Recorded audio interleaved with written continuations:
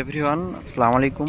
তো আমরা এই মুহূর্তে অবস্থান করতেছি নাবিল হাইওয়ে রেস্টুরেন্টে। আপনারা দেখতেই পাচ্ছেন এইখানে আমাদের যাত্রা বিরতি দেওয়া হয়েছে। যাত্রা বিরতি হচ্ছে আপনার 20 মিনিটস।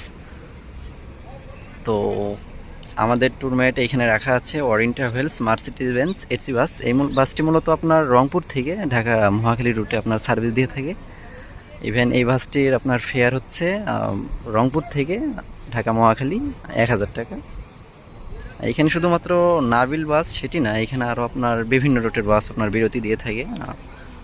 এখানে আপনার স্কেনিয়া, এখানে আরও একটি নাবিল হিনোকে 1J মডেলের বাস আছে, নাবিল আছে, অরিন ট্রাভেলস। মেনলি এখানে আপনার সব রুটের বাসে আপনার যাত্রা বিরতি দিয়ে থাকে,